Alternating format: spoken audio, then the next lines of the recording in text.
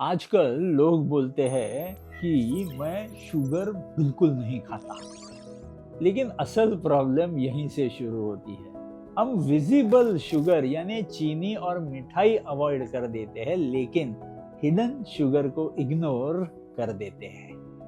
Hidden sugar वो होती है जो आपकी डेली डाइट में होती है।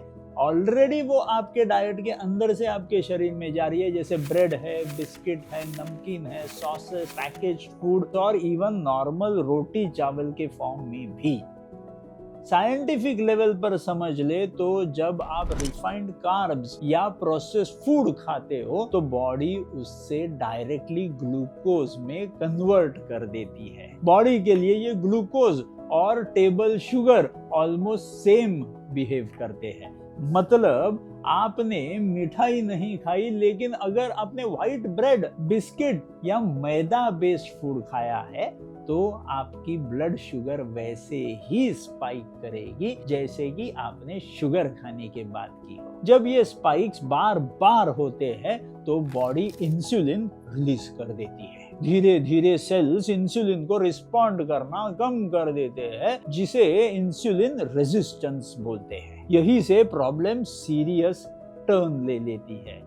इंसुलिन रेजिस्टेंस के बाद बॉडी फैट बर्न करने के बजाय स्टोर करना शुरू कर देती है, स्पेशली बेली फैट के फॉर्म में। साथ ही ब्लड शुगर कंट्रोल बिगड़ जाता है और आगे चल के डायबिटीज डेवलप हो जाता है। इस प्रोसेस का एक और डेंजरस पार्ट है ग्लाइकेशन।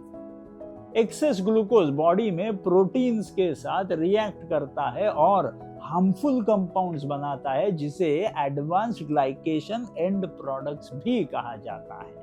ये कंपाउंड्स ब्लड वेसल के इनर लाइनिंग को अंदर से डैमेज कर देती है, जिससे आर्टरी स्मूथ रहने के बजाय रफ हो जाती है। यहीं से कोलेस्ट्रॉल डिपॉजिट की शुरुआत होती है और धीरे धीरे धीरे ब्लॉकेजेस और हार्ट डिजीज का निर्माण हो जाता है। सबसे रिस्की बात यह है कि सब साइलेंटली होता है।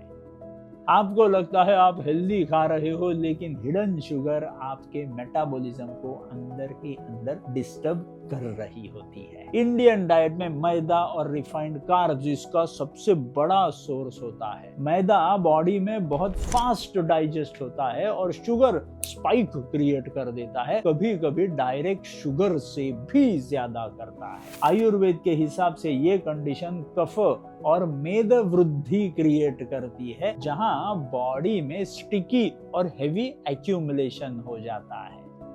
इससे बॉडी के चैनल्स ब्लॉक होने लगते हैं, जिसे स्रोतोरोध भी कहते हैं। मॉडर्न साइंस में इसी को मेटाबॉलिक ब्लॉकेज और सर्कुलेशन डिस्टरबेंस के रूप में समझा जाता है। इस प्रॉब्लम का सलूशन सिर्फ चीनी बंद करना नहीं है, आपको आपकी पूरी डाइट को समझना पड़ेगा।